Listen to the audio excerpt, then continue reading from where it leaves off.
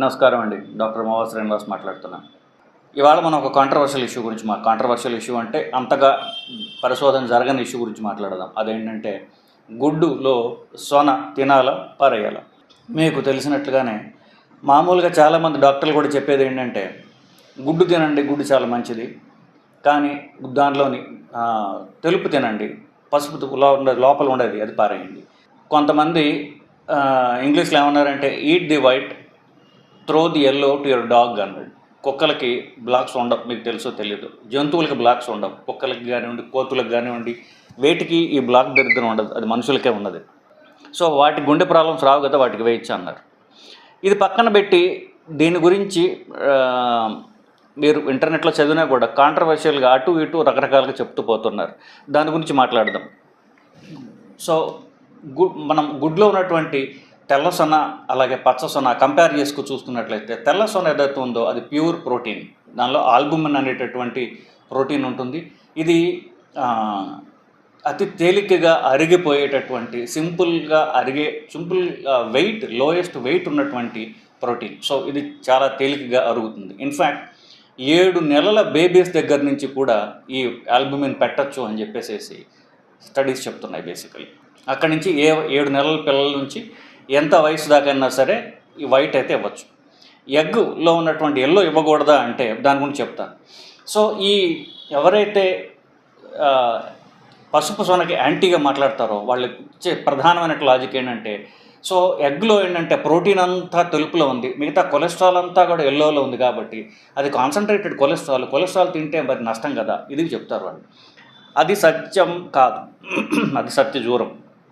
ఎందువల్లంటే ఎగ్ వైట్లో 34 గ్రాములు ప్రోటీన్ ఉన్నట్లయితే 100 గ్రాములు ఎగ్ అనుకున్నట్లయితే కనుక సిమిలర్గా ఆల్మోస్ట్ అంతే 27 గ్రామ్స్ ఎగ్ యోక్లో ప్రోటీన్ ఉంది. కొంచెం తక్కువ తప్ప ఆల్మోస్ట్ ద సేమ్.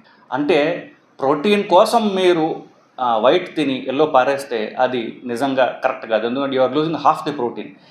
ఎగ్లో ఉన్నటువంటి సగం ప్రోటీన్ ఎల్లోలో కూడా ఉంది, అది మీరు పారేస్తున్నారు నిజానికి. అంతేకాకుండా ఎగ్ యోక్ అంటే ఎల్లో అని అర్థం. పసుపు సొన పేరు ఇంగ్లీష్లో యోక్ అంటాం.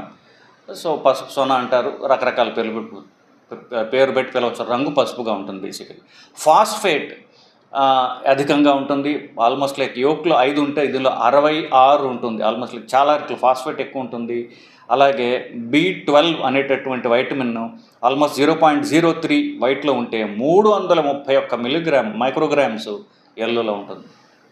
మామూలుగా వైటమిన్ బి కాంప్లెక్స్ అలాగే ఇంకొక ఫ్యాట్ సాల్యుబుల్ వైటమిన్స్ అని ఉంటాయి. అవి ADEK, ఈ 4 ఇవి అన్నీ కూడా ఎల్లోలోనే ఉంటాయి, వైట్లో ఉండవు. సో వైటమిన్ డెఫిషియన్సీ ఉన్న వాళ్ళకి కానివ్వండి, B12 ఫర్ ఎగ్జాంపుల్ ఇప్పుడు వెజిటేరియన్స్కి ప్రధానమైనటువంటి ప్రాబ్లం ఏంటి?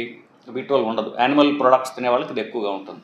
సో మీరు కనుక ఎగ్ తినగలిగినట్లయితే కనుక ఎల్లో కూడా తినాలి. ఎల్లో తినకుండా ఉట్టి వైట్ తిన్నట్లయితే మీరు అది పోగొట్టుకుంటున్నారు మీరు. సో వైటమిన్ బి కాంప్లెక్స్లో ఉన్నటువంటి B1, ఫోలేట్, B12 అట్లాగే వైటమిన్ ADEK ఇవి అన్నీ కూడా ఎల్లోలో వైట్ కంటే కూడా చాలా రెట్లు ఎక్కువగా ఉంటాయి. ఎక్కువ శాతం కంప్లైంట్ ఏంటంటే చాలామందిలో జుట్టు ఊడిపోతుంది. మగ ఆడ అందరిలో కూడా 40 దాటిన తర్వాత జుట్టు ఊడిపోతుంది. ఇది చాలా వరకు జెనెటిక్ ఫ్యామిలీ అయినప్పటికీ కూడా జుట్టు పెరగడానికి కావాల్సినటువంటి 2 మెయిన్ ఇంగ్రీడియంట్స్ అదేంటి జింక్, ఇంకోటి బయోటిన్ అంటే B1 అనేటటువంటి వైటమిన్. సో బయోటిన్ కాదు, B1 కాదు, బయోటిన్. సో బయోటిన్, జింక్ ఈ రెండు కూడా ఎల్లోలో ఎక్కువగా ఉంటాయి. సో కొంతమంది యాక్చువల్గా గుడ్డు సొన తలకి అప్లై చేసుకుంటూ ఉంటారు జుట్టు పెరుగుతుందని, అది కొంతవరకు కరెక్టే కావచ్చు కూడా. సో ఇవన్నీ కూడా ఎల్లో పారేయటంలో ఇవన్నీ మీరు కోల్పోతున్నారు. అసలు కొలెస్ట్రాల్ ఎల్లోలో ఇప్పుడు అందరూ దీన్ని వద్దంటానికి కారణం ఏంటి? కొలెస్ట్రాల్ ఎక్కువగా ఉందని కదా. దాన్ని అనలైజ్ చేస్తే ఒక పేపర్ దొరికింది నాకు. అధ్యయనాలు వాళ్ళు ఏం చెప్తున్నారంటే గుడ్డులో సొనలో ఈ ఎల్లోలో కొలెస్ట్రాల్, బ్యాడ్ కొలెస్ట్రాల్ అంతా, గుడ్ కొలెస్ట్రాల్ అంతా అని వాళ్ళు అనలైజ్ చేసి చూశారు. మీకు తెలిసినట్లుగానే నేను చాలాసార్లు చెప్పినట్టుగా బ్యాడ్ కొలెస్ట్రాల్ పేరు LDL, గుడ్ కొలెస్ట్రాల్ పేరు HDL. సో బ్యాడ్ కొలెస్ట్రాల్ ఎక్కువ ఉందని కదా మనకి సాచురేటెడ్ ఫ్యాట్లో దానిలో కూడా అస్సలు బ్లాక్ చేసే కొలెస్ట్రాల్ పేరు LDL. అది బేసిక్లీ అది కదా మనకి ప్రాబ్లం. ఎల్డిఎల్ ఎగ్లో ఎంత ఉంటుందో హెచ్డిఎల్ కూడా అంతే ఉంటుంది. ప్రొటెక్టివ్ కొలెస్ట్రాల్ ఎంత ఉంటుందో డేంజరస్ కొలెస్ట్రాల్ కూడా అంతే ఉంటుంది. సో రెండు ఈక్వల్ అయిపోయాయి. సో మనకి ఎగ్ తినడం వల్ల సో బ్యాడ్ కొలెస్ట్రాల్ పెరుగుతుంది అనడం అనేది it's not true, number 1. Number 2, ఎగ్లో కొలెస్ట్రాల్ తీసుకుంటున్నప్పుడు ఏమవుతుందంటే మామూలుగా శరీరానికి కొంత కొలెస్ట్రాల్ అవసరం. బాడీకి ఎంత కావాలంటే 2000 మిల్లీగ్రాముల కొలెస్ట్రాల్ పర్ డే కావాలి. అది మీరు తిండి ద్వారా తీసుకోవచ్చు. మీరు తిండి ద్వారా మీరు తక్కువ తీసుకుంటే, కార్బోహైడ్రేట్ ఎక్కువ తీసుకుంటే, మీరు తిన్నటువంటి తిండిలోంచి కొలెస్ట్రాల్ శరీరం తయారు చేస్తుంది. సో ఈ 2 గ్రాములు అంటే 2000 మిల్లీగ్రాముల కొలెస్ట్రాల్ శరీరానికి అవసరం. అది మీరు తిండి ద్వారా పెడితే శరీరం తక్కువ తయారు చేసుకుంటుంది. అంటే శరీరం ఫ్యాట్ తక్కువ తయారు చేస్తుంది. మన కొలెస్ట్రాల్ ఎందుకు హార్మోన్స్కి, అలాగే సెల్స్లో సెల్ వాల్ స్ట్రక్చర్కి, వీటన్నిటికి కూడా కావాలి. వీటన్నిటికీ పనికొచ్చేటటువంటి కొలెస్ట్రాల్ ఏదైతే ఉందో అది మీరు గుడ్లో ఉంది. అది గుడ్డు ఇచ్చినట్లయితే శరీరం తనకు తానుగా తక్కువ తయారు చేసుకుంటుంది తప్ప గుడ్డులో కొలెస్ట్రాల్ శరీరం కొలెస్ట్రాల్కి యాడ్ కాదు. శరీరం ఆ బ్యాలెన్స్ అది మెయింటైన్ చేసుకుంటూ పోతుంటుంది. నెక్స్ట్, ఎవరైతే మీరు చూసినట్లయితే జిమ్కి వెళ్తారో, మజిల్ బిల్డింగ్ చేస్తామంటారో వాళ్ళందరూ కూడా ఎక్కువగా తినేది గుడ్లు. ఇన్ఫ్యాక్ట్ మీరు యూట్యూబ్ చూసినట్లయితే జాన్ అబ్రహాం రోజుకి 54 గుడ్లు తినేవాడట. ఎందువల్లంటే దానికి కారణం ఏంటంటే ఎగ్ ఎల్లోలో కోలిన్ అనేటటువంటి పదార్థం ఉంటుంది. ఇది సెల్ యొక్క కణం యొక్క వాల్ అంటే కణం యొక్క గోడ ఏదైతే ఉంటుందో అది కట్టడానికి ప్రధానమైనటువంటి ఇంగ్రీడియంట్ ఏంటంటే ఇది కోలిన్.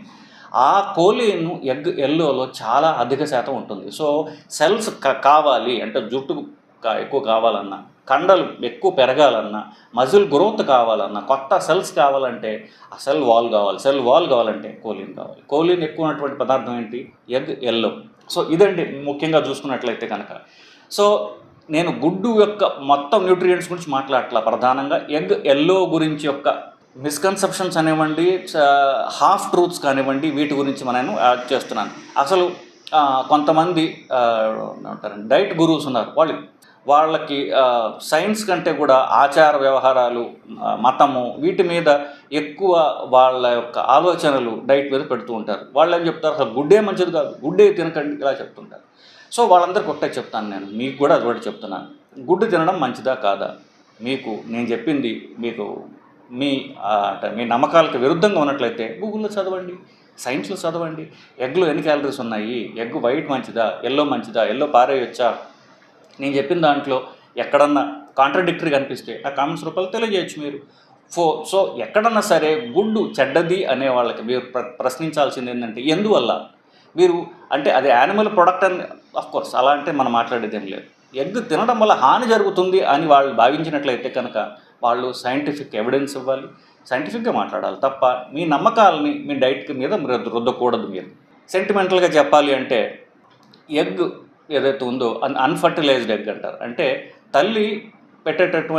తల్లికి ఉన్నటువంటి అండం అది బేసికలీ. సో అది వినాయకుడు లాంటిది అనమాట. అంటే వినాయకుడికి పార్వతీదేవి ఎలా పుట్టాడంటే పార్వతీదేవి శరీరంలోంచి పుట్టాడు. సో ఆయన శివుడి అవసరం లేకుండా పుట్టాడు. సో సెంటిమెంటల్గా నాకు అమ్మవారంటే ఇష్టం కాబట్టి సో సృష్టిలో కొన్ని ప్యూర్ నెగిటివ్స్ ఉన్నాయి.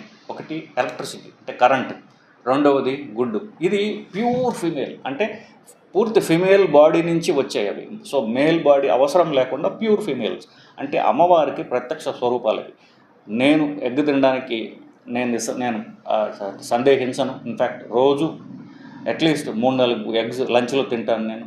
ఎందువల్ల నేను చెప్పినట్టుగా నా ఇది ఇష్టమైనటువంటి ఇది కాబట్టి, దానికి కారణం ఇప్పుడే చెప్పాను మీకు. ప్లస్ సైంటిఫిక్ బ్యాకింగ్ ఉన్నది దీనిలో. సో ఎగ్ తినడం మంచిది, ఎగ్ ఎల్లో తినడం కూడా మంచిది. సో ఎగ్ ఎల్లో పారేయాల్సిన అవసరం లేదు. అది కూడా తిన్నట్లయితే కనుక పూర్తి పోషకాహారాలు మీకు వస్తాయి. సో ఇదండి బేసికలీ. సో ఇది చెప్పిన తర్వాత కూడా మీకు ఇంకా ఏమన్నా సైంటిఫిక్ క్వశ్చన్లు అంటే సెంటిమెంటల్ క్వశ్చన్లు, నమ్మకాల గురించి నేను మాట్లాడతాను. సైంటిఫిక్ క్వశ్చన్స్ ఉన్నట్లయితే మీ కామెంట్స్ రూపంలో తెలియజేయండి, నేను దాన్ని ఆన్సర్ చేసే ప్రయత్నం చేస్తాను. మీరు ఈ వీడియో నచ్చినట్లయితే కనుక మీ ఫ్రెండ్స్కి షేర్ చేయండి, దీన్ని లైక్ చేయండి. సైంటిఫిక్ కరెక్ట్ ఇన్ఫర్మేషన్ మీరు ప్రాపగేట్ చేయడానికి మీ వంతు మీరు సాయం చేయండి. నమస్కారం.